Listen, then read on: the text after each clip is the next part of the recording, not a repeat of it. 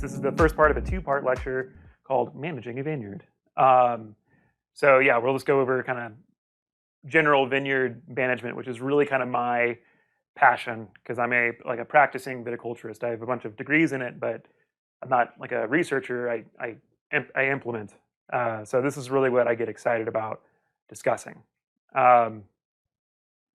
What does a vineyard manager have to do?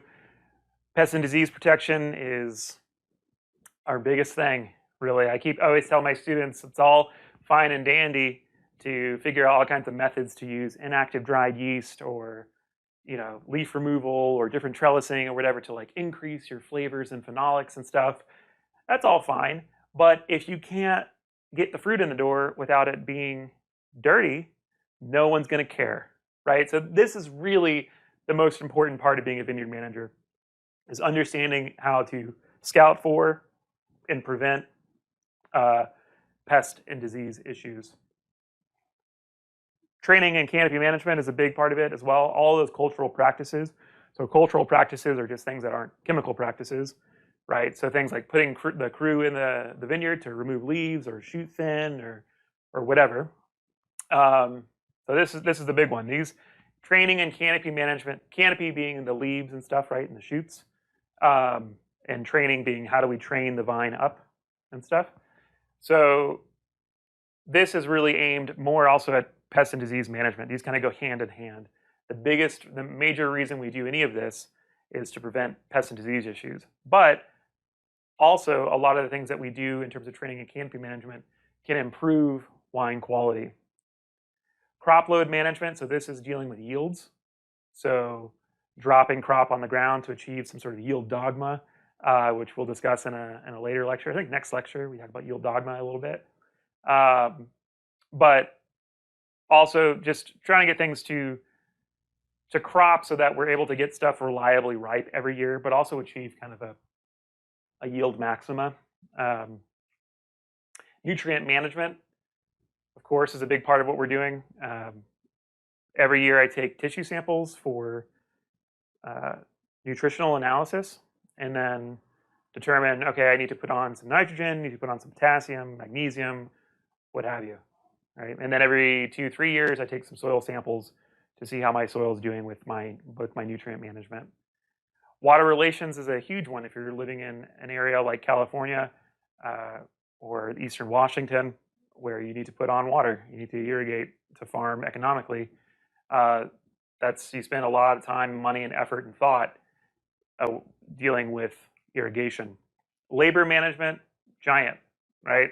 Especially in areas where you're kind of struggling for labor, and it's like, especially over time in the U.S., our labor source has diminished, and also our wages have increased.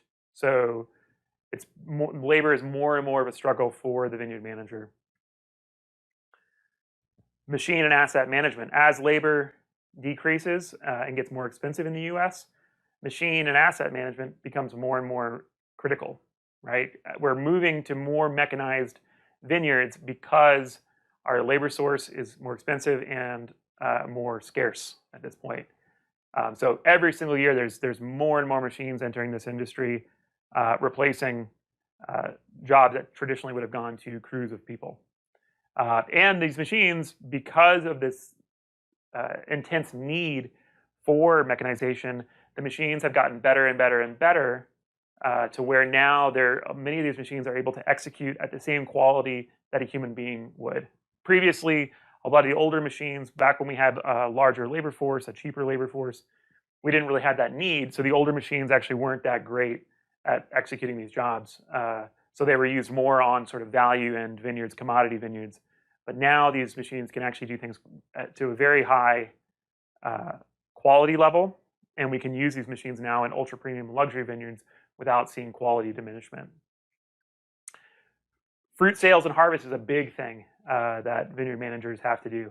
I would love to just be able to go out and manage a vineyard by myself and never have to deal with another human being, just live off the grid. That would be sort of my ideal life. But unfortunately, that's not the reality. And I do have to go out and actually do sales as well. Budget and cash flow is a big one.